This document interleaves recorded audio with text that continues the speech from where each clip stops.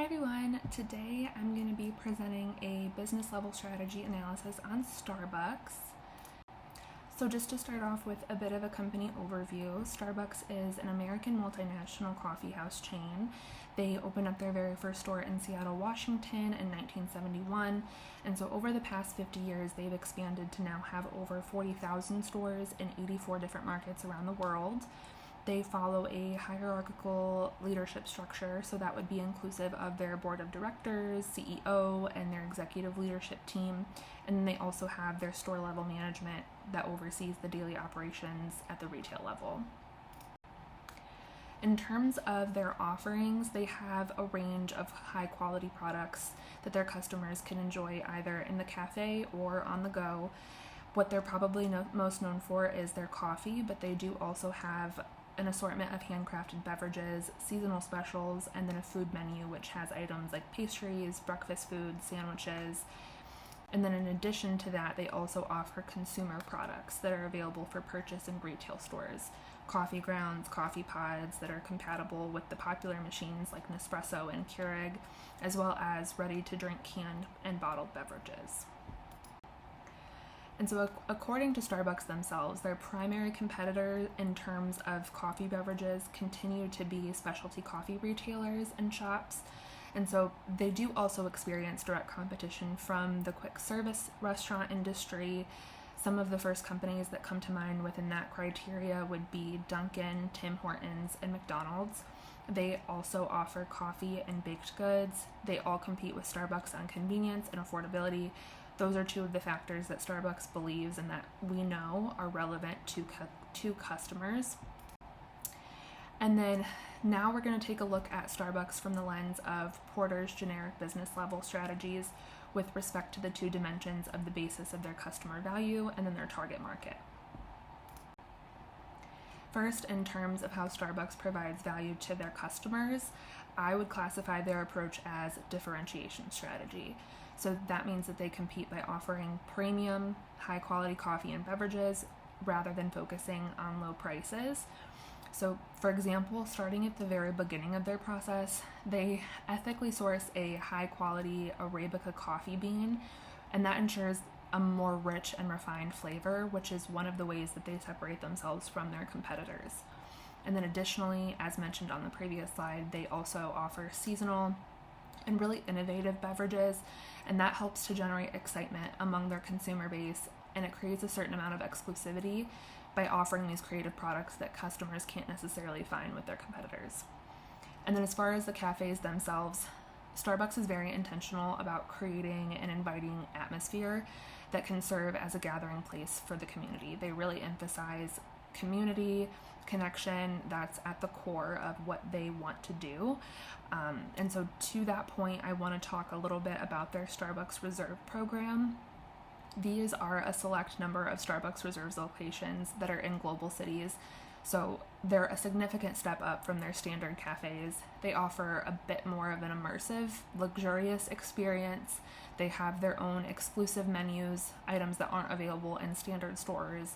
And then they offer interactive coffee tastings and other immersive experiences. So definitely targets the coffee connoisseurs and the more high-end customers.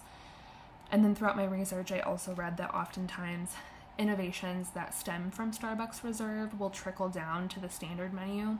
So this operation in particular really does greatly enhance their overall differentiation, and it does so in a way that mass market competitors like McDonald's or Dunkin' can't really replicate. And then with respect to their target market, I would consider it a broad focus. Their customer base spans demographics and locations. Like I mentioned earlier, over 40,000 stores in 84 different markets across the globe. And so within that, they also capture different generations and even lifestyles. They really do have something to offer everyone, and so I just included an overview of the different groups that they serve. But again, I think that they've positioned themselves really well to be able to attract their reach, to expand their reach, to attract even more consumers, targeting those higher end consumers with the Starbucks Reserve program, or the health conscious consumers by offering plant-based products, and in doing so without alienating any of their existing consumer base as well. And then finally, I'm just going to be evaluating the actual implementation of that strategy that we just identified. So to determine whether Starbucks has been successful in their approach, I first took a look at their financial performance from the fiscal year ending 2024. So just to start off with their gross profit margin, that was 26.9%. Not as high as I was anticipating. I still think it's an acceptable number in the way that it solidifies to me that Starbucks has chosen a differentiation strategy. I think if they opted for a low-cost strategy, their margin would be much higher. But as we've discussed, they place their value on quality and experience, not on cost leadership. So similarly, we can see that their net profit margin was 10.4%. With it being in the double digits, it's an indicator that they're still profitable as a company, but yet profit maximization isn't their main goal. So they're aiming to do something beyond that ultimately. Again, I think it just shows that they're willing to invest to ensure that they're able to offer the highest quality product possible to strengthen their long-term customer loyalty, even if that means foregoing short-term profit maximization. Ultimately, the higher quality and the long-term customer support is what will effectively differentiate them from their competitors in the past and moving forward.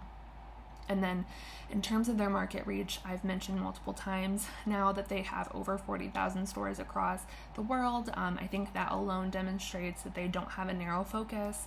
But again, going back to how they span across different demographics and locations, we can see that 61% of their stores are in North America and then 45% are international. So slightly more emphasis in North America, but I think that makes sense. They're an American company, that's where they started. But for being an American-based company and only being 54 years old, I do think that they've done a really great job of rapidly expanding their market reach. The competitors that we discussed earlier, Dunkin', Tim Hortons, they've both been around much longer than Starbucks, and they haven't expanded in the ways that Starbucks has. And then additionally, their annual report revealed that they are continuing along that path as well. They added 1,629 locations throughout the year, and then it also noted that they plan to continue those efforts moving forward, specifically with drive-through locations in order to further increase accessibility and convenience for customers. So I think that this evidence of their expansion really reflects that their strategy of commitment to continuing to capture a broad and diverse consumer base.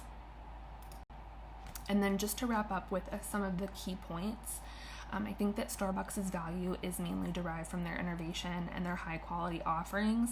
They're willing to absorb the increased costs that are associated with being innovative and positioning themselves as a premium brand in order to emphasize the customer experience.